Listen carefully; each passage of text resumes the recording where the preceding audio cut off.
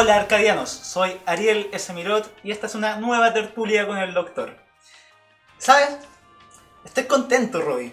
Estoy muy contento. ¿Por qué?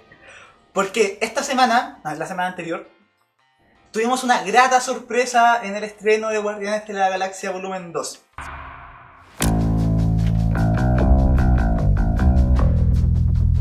I see it within you. Fear, jealousy, betrayal. Claro, después de Iron Man 3, uno va con miedo a las películas de Marvel, pero salimos completamente risueños y nostálgicos con lo que nos entregó la película. Hice una nota en Arcadia, la pueden leer para tener un buen review de la película sin spoilers, pero les advierto, este video está repleto de spoilers, porque vamos a hablar de tres de las más importantes referencias o easter eggs que nos entregó la película. La primera. En la versión anterior todos conocimos a Yondu, un personaje bastante distinto de lo que era en el cómic, solamente lo similar era su flechita que volaba con su silbido, algo similar al cómic en ese ámbito. Pero en Guardianes de la Galaxia Volumen 2 nos entregó la sorpresa de que Yondu era bastante protagonista, y de hecho se parecía mucho más a su versión en el cómic. No contento con esto, nos mostraron el origen de Yondu, parte del origen de este personaje, que, como dato, en los cómics es parte de los originales Guardianes de la Galaxia. Es más, aparece, fue una sorpresa verlo así, al principio se había estimado que podría ser Ego y todo eso. Vimos a Sylvester Stallone y resulta que era uno de los Guardianes de la Galaxia originales, era Darkhawk. Ahora eso sí, presentado como uno de los devastadores. Y al final de la película vemos como todos los devastadores se unen para el último homenaje a la figura de Yondu. Y resulta que algunos de ellos eran Martinex, eran Charlie 27, que resultan ser parte de los guardianes originales en el cómics. Y nos muestran que probablemente podamos ver también sus aventuras, pero esta vez como los devastadores. Esa es una referencia un poco rebuscada para los que no son fanáticos del cómic, pero se agradece bastante que a un grupo como los Guardianes de la Galaxia, que si bien ahora es uno de los más famosos, uno de los más populares de Marvel, fue un equipo que en el cómic nunca fue tan popular, les dieron una merecida entrada a uno de los equipos que entablaron las fases del universo cósmico de Marvel. 2. Siempre es agradable, siempre es necesario ver a Stan Lee en la televisión. Este hombre que va por los 93, 94 años, al que le agradecemos todo lo que nos ha entregado, es un placer visual, un placer emocionante, emotivo, pero nos sorprendieron con su cameo, puesto que a diferencia del resto, sí fue divertidísimo, siempre ha sido divertido, pero esta vez nos entregó un dato muy importante del universo cinematográfico de Marvel. Y de hecho, viene a confirmar una teoría que hace bastantes años estaba dando vuelta por internet. Vemos a Stan Lee hablando con los Watchers. ¿Qué son los Watchers? Son una de las razas más antiguas del universo, en el cómic al menos, que evolucionaron, fueron muy inteligentes e intentaron intervenir en otras sociedades en la galaxia, con resultados catastróficos. Esta especie decidió no volver a intervenir en el universo, pero en cambio dejar registro de todo lo que sucediera. Y desde entonces cada galaxia tiene a un Watcher asignado. El de la galaxia 616, que vendría siendo la Tierra en la que vivimos nosotros, era Uatu. Era hasta hace algún tiempo, donde falleció en uno de los mejores crossovers que se ha hecho en el último tiempo en Marvel. Y en su lugar quedó Nick Fury. Pero en internet habíamos estado teorizando que lo que podría responder a que Stan Lee apareciera en todas las películas en un personaje distinto era que Stan Lee era el Uatu del universo cinematográfico de Marvel.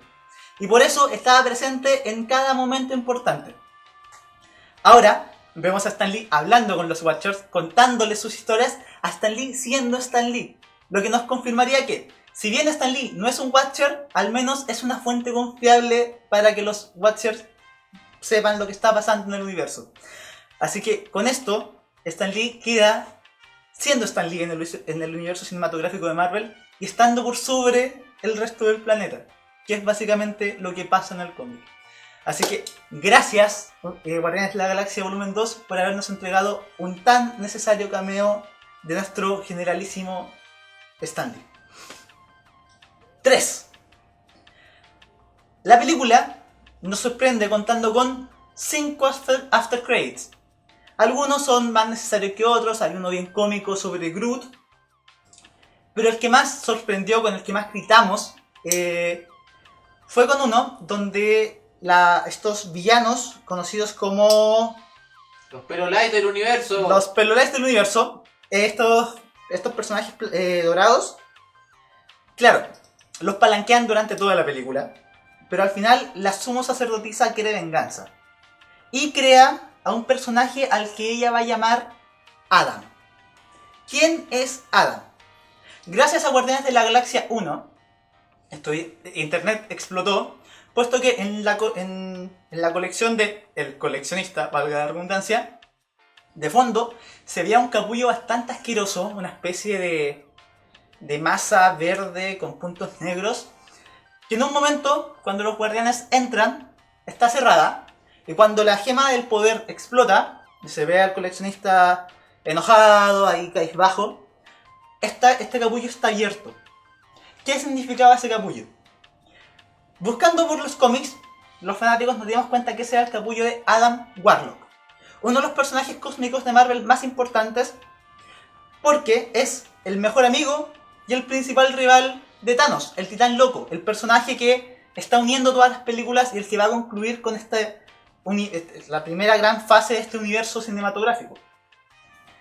Adam Warlock es conocido por ser uno de los portadores de la gema alma, por ser uno de los grandes portadores del guantelete del infinito, y porque tiene dos versiones, una muy buena, que es la de Adam Warlock con su cara dorada, y otra que incluso en el cómic es la responsable de la Guerra del Infinito, que es el Magus. Con esto, viendo que la sacerdotisa crea a Adam, podemos teorizar dos cosas. Una, que el easter egg que vimos en Guardianes de la Galaxia 1, el capullo de Warlock, era solamente un detalle puesto para los fans, para que los fans nos divirtiéramos durante algunos años. Y la historia de Adam parte con lo de la sacerdotisa. O podemos teorizar que Adam sí nace de este capullo, donde se mete para reconstruirse, para meditar cuanto es necesario. Sí nació, pero como Guardianes de la Galaxia 2 sucede pocos meses después de la 1, la sacerdotisa de alguna manera se hace con este recién nacido Adam Warlock y lo transmuta en lo que podría ser el Magus. Y de ahí sacar a uno de los principales villanos. Esto puede revolucionar lo que va a ser la Guerra del Infinito, lo que pensamos hasta ahora. Porque Thanos al fin tiene un rival a su altura. Así que atentos con quién es Adam Warlock.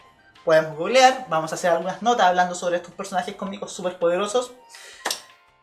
Pero obvio, también vamos a hablar del resto de los easter eggs. Vimos a Cosmos de nuevo, vimos a el Pato Howard, vimos a algunas referencias a la Tierra por ahí. Así que vamos a hacer alguna nota hablando del resto, pero al menos por ahora estos tres son los más importantes que alcanzamos a ver. Si tienen alguno más del que quieran saber, algo que sospecharon, alguna pregunta que quedó sin conclusión, quiénes son los celestiales, por ejemplo, escríbanos a Facebook, el doctor siempre les va a responder. Buenas noches, Excelsior.